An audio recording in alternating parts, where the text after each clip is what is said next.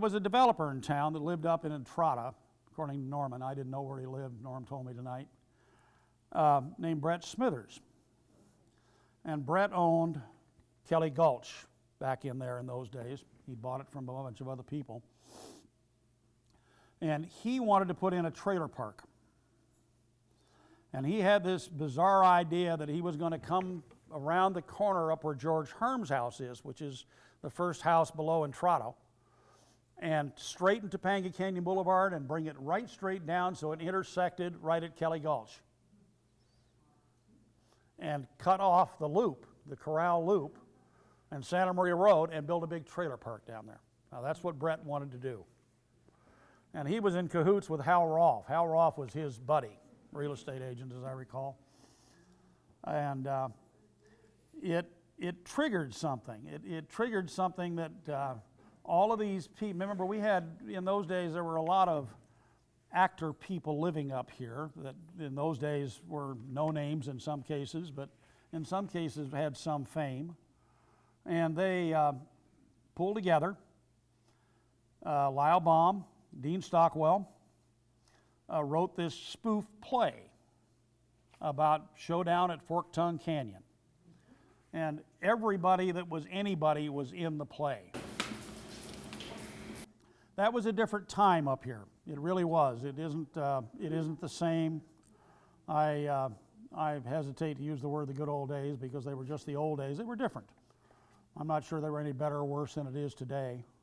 I asked Lyle, I said, look, I'm running a little restaurant and you're eating breakfast in my place. Can I be in the play? And he said to me, go find something you believe in and bring it to me. And if we think it's worthy, then we'll let you in. So I thought, what is it about Topanga that I love? And I loved the animals. It was incredible. And so I brought him the notion that I would represent the animals that would be displaced by another trailer park. Well, anyway, I came up with this crazy costume, and George Herms, who was doing all the sets and was a tremendous artist, and Wallace Berman liked me, and they designed a outfit with a ring around my waist and then a great big 8-foot-long squirrel's tail. And if I moved a certain way, this tail would bounce. And of course, I got my 10-second laugh when I came on stage.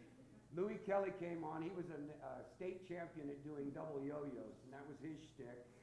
Fleetfoot wrote a song called Citification, which had a hook line, we need another trailer park like we need another flood.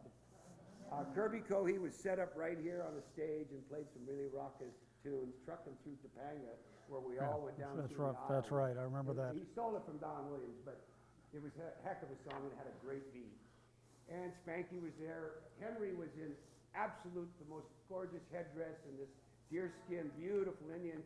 And he and I had marks in the back next to one another. So here I am with this crazy outfit on with feathers stuck to me all over. And here he is in Indian regalia. And I said, Henry, you're fine, but what about me? He says, you'll be okay, you'll be okay. So the play went on, and I was actualized. I thought I'd really, truly arrived. All right, guys, that's it for tonight.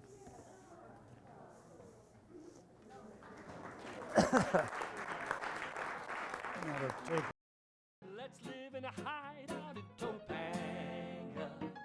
Come on, let's head out to them hills. Lots of stained glass, cold water in the bath. We can live without those fancy frills. Let's live in a tree in Topanga. Maybe in the leaves they'd leave us be. We could live in a squirrel hole and play our rock and roll. Come on